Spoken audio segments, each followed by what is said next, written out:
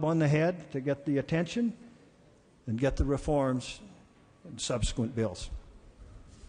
Mr. Norby. I strongly support this bill and urge all those that support fairness, free enterprise, and fiscal responsibility to join me. This is not really a debate about whether redevelopment agencies have been successful. I have my views, and I think they've been backed up by all credible studies. But even those that believe that redevelopment is an engine for economic growth, even those that have confidence in the government's ability to pick and choose economic winners and losers, have to agree that redevelopment was never intended to be a permanent drain on public resources. Redevelopment law was created in the early 1950s after 15 years of neglect of our cities, 10 years during the Great Depression, 5 years during World War II.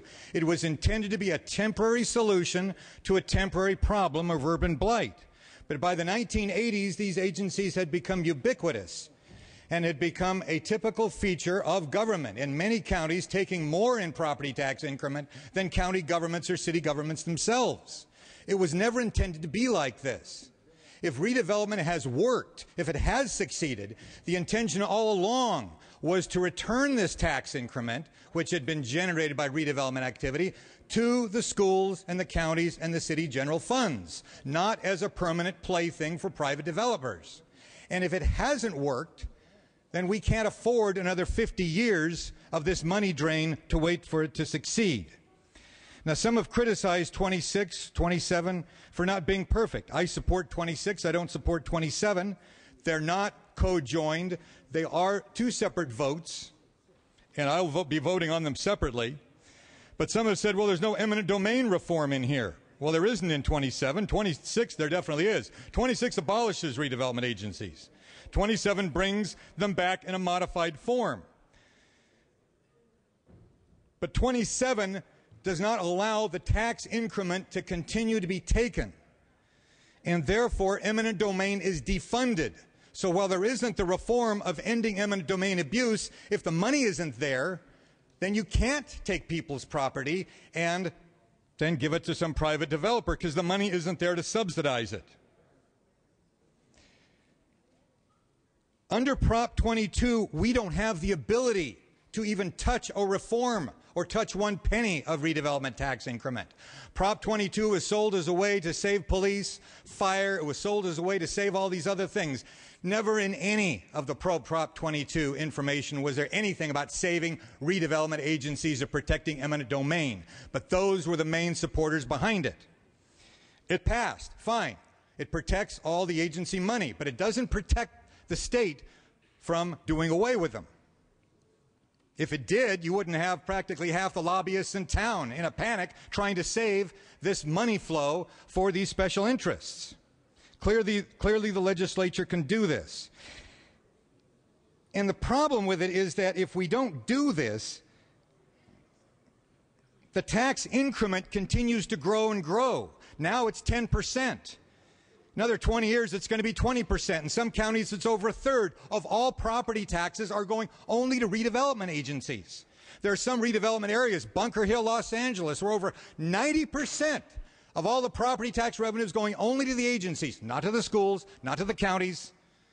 It's going to the agencies. Santa Clara County, more property taxes go for the San Jose Redevelopment Agency than the entire county general fund. This is not sustainable. And under Prop 22, this diversion will not simply be guaranteed. It will continue to grow until it will take virtually all of the property taxes. Prop 26 is essential to set this back and begin the process of reform. Now, if you don't like Prop 27, vote against it. But the fact is, Prop 27 is better. Prop 27, what is this? AB 27 is better than what we have now, because AB 27 puts controls on this tax increment drain. It may not enact all the reforms you want, but it's as good as you're going to get. And if you vote against both of these, if you vote against 26, you're voting to keep redevelopment the way it is now indefinitely, and you may never get another chance to touch it. I urge an aye vote.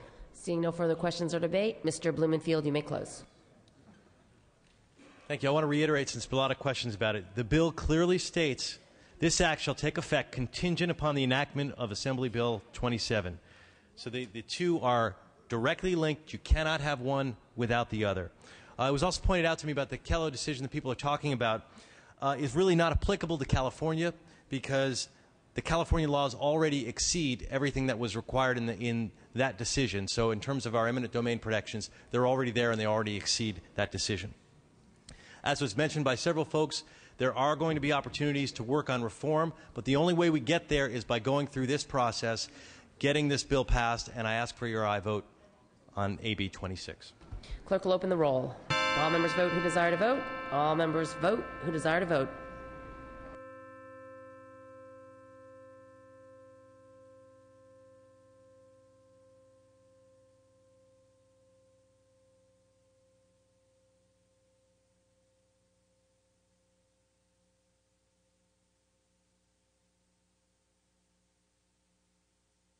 Clerk will close the roll, tally the votes. Ayes 51, noes 23. Measure passes. Okay, AB 27X. Clerk will read. Assembly Bill 27 by Assemblymember Blumenfield, an act relating to redevelopment and make an appropriation therefore to take effect immediately. Bill related to the budget. Mr. Blumenfield. As we've already discussed, this is the bill that creates the reforms. The one that the previous one is contingent upon the enactment of, and I ask for your aye vote. Seeing no further questions or debate, clerk will open the roll. All members vote who desire to vote. All members vote who desire to vote.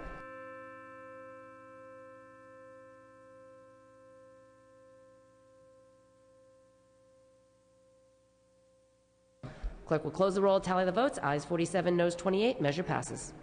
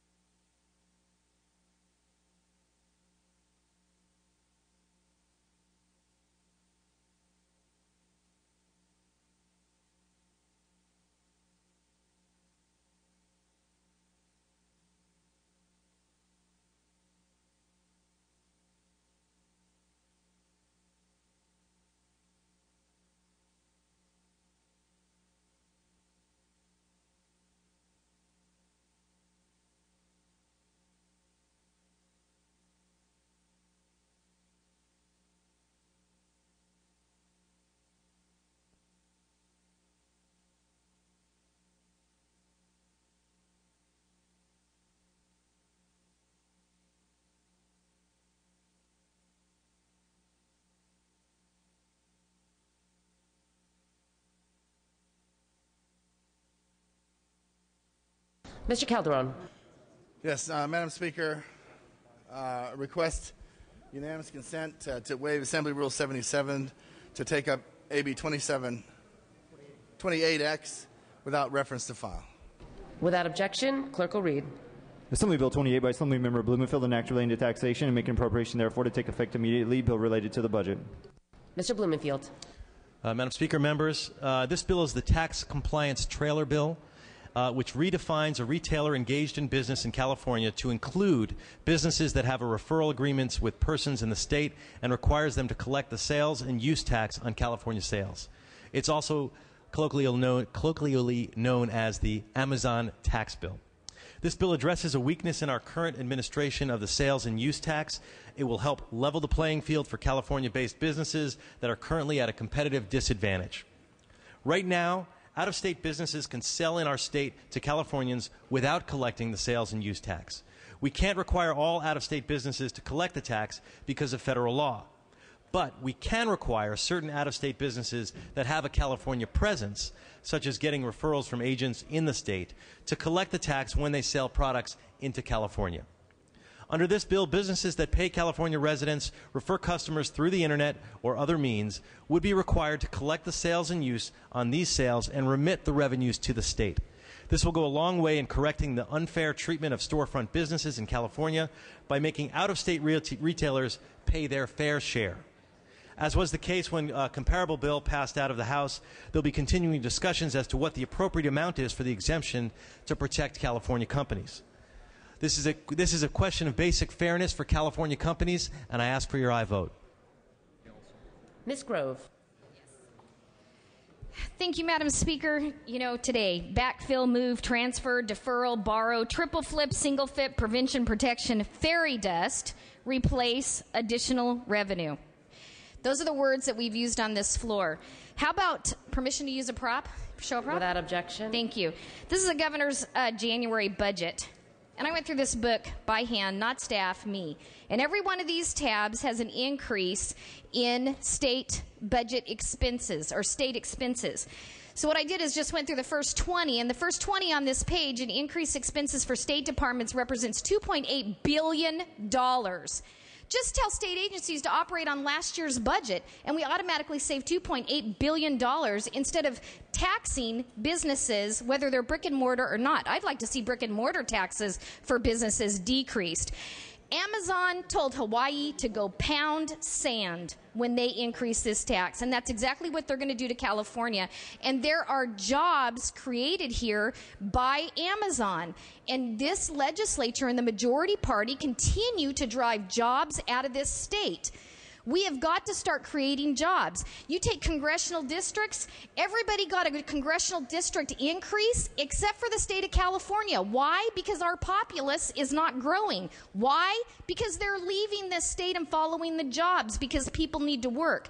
So we continue in this body to kill jobs, hinder business, and stop revenues from coming into this body so that we can spend them wisely instead of stupidly. And I just ask that you vote no on this. You cannot continue to raise taxes on business and expect them to employ people in this state. Mr. Donnelly. Thank you, Madam Speaker, members. You know, all I see in this budget is tax, tax, tax, tax, tax. You've got an increase in sales tax. You've got an increase in the car tax. You've got an increase in income tax. And now you want to come after one company who isn't even in the state of California. They had the good, decent common sense to locate outside of our borders, but somehow we feel that they're the answer to our overspending. Whatever happened to personal responsibility? When did it become Amazon's job to backfill the overspending of this legislature, this body, year after year after year, because the people of California finally stood up and said, no, we will not be taxed. Everywhere I go, people come up to me, hardcore conservatives, hardcore liberals, who tell me if we raise one more penny of tax, they are leaving this state. I believe them.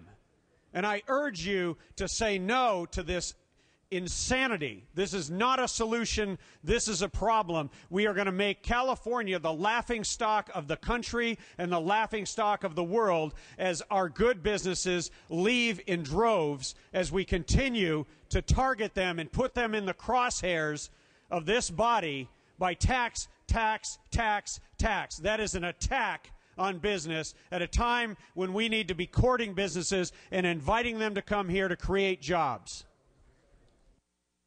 Mr. Swanson. Thank you, Madam Speaker. A question of the author. Without objection. Question of the author. When this bill was before us, before it had, I think it was a $500,000 exemption, and we understood it was leaving here, negotiations were going to continue, and it was going to come back somewhere above that. Is there a number? No? I believe it's still 500,000, and there can still be negotiations continuing on that, but that's where it is. Thank you very much. Mr. Calderon. Madam Speaker, members, this is not a tax.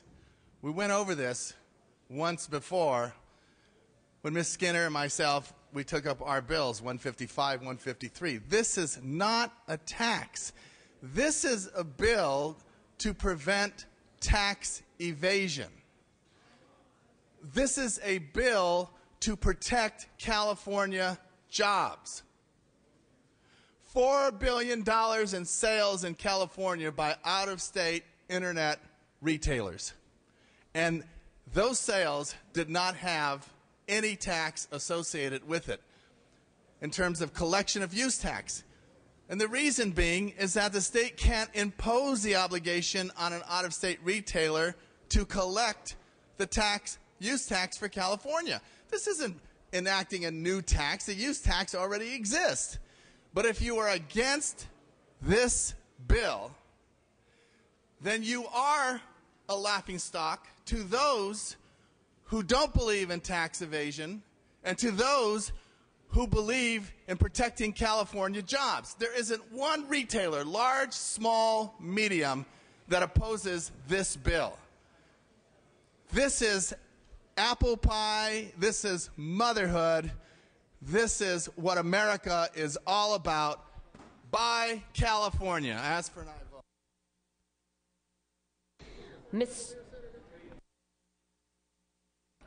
Seeing no further questions or debate, Mr. Blumenfield, you may close. Thank you.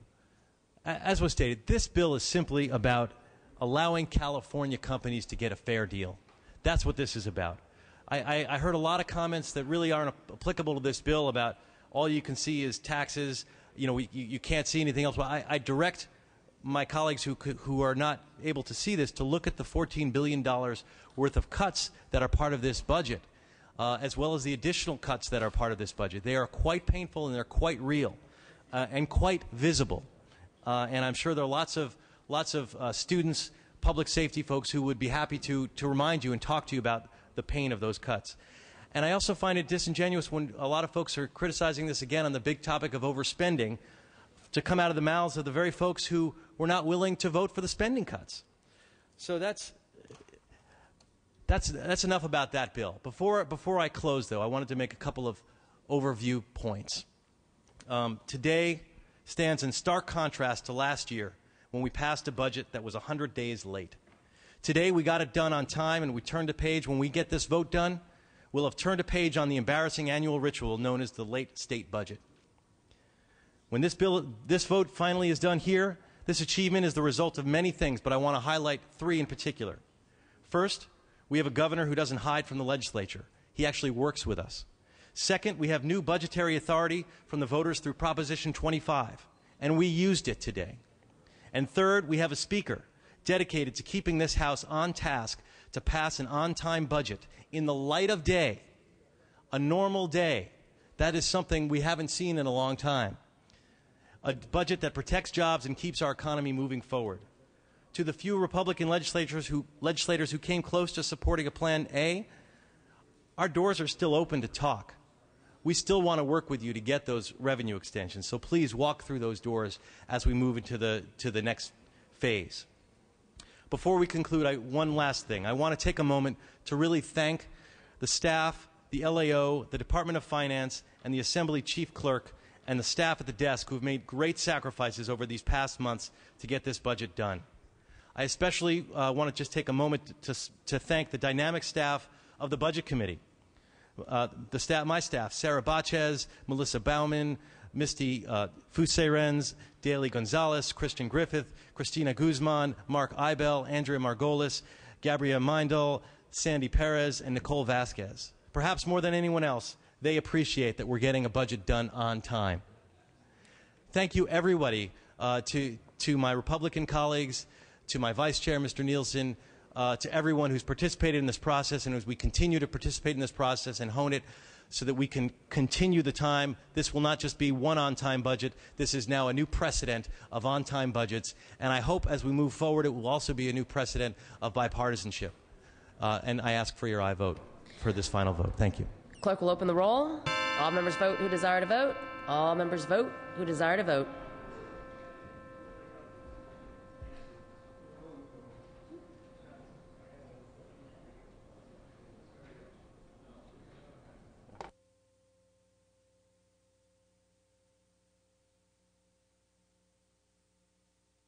Clerk will close the roll, tally the votes. Ayes 53, noes 22. Measure passes. Okay, members, we are at the consent calendar. We are at the second day consent calendar. Does any member wish to remove an item? Oh, sorry, hold on. I'm sorry, we have to recess the extraordinary session.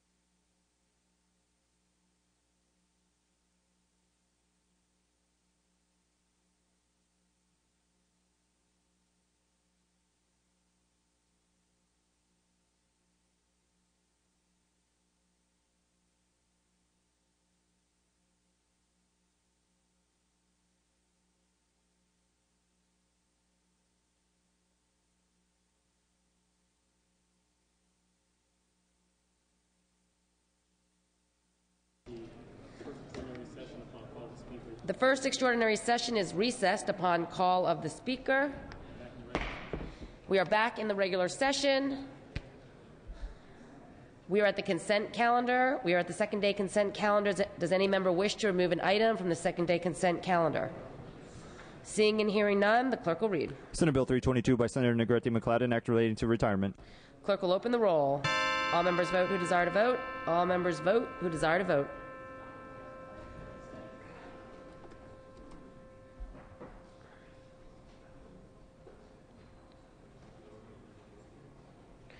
Clerk will close the roll, tally the votes. Ayes 77, no 0. Senate Bill 373. Ayes 77, no 0. Senate Bill 637. Ayes 77, no 0. Senate Concurrent Resolution 20. Ayes 77, no 0. Senate Concurrent Resolution 43. Ayes 77, no 0. And Senate Concurrent Resolution 44. Ayes 77, no 0. Okay, the session schedule is as follows. Thursday, June 16th, floor session at 9 a.m. All other items remaining will be passed and retained. All motions shall be continued. I'm ready to entertain a motion to adjourn. Mr. Speaker moves. Ms. Conway seconds that this House stands adjourned until Thursday, June 16th at 9 a.m. or upon call of the Speaker. Quorum call is lifted.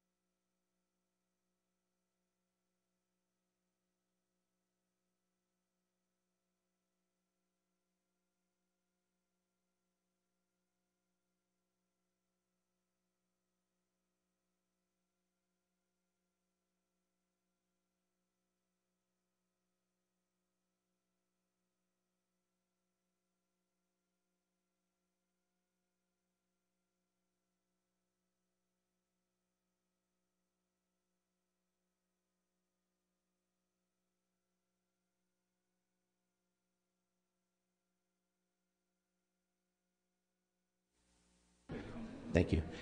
On AB 26X, Wagner, no to not voting.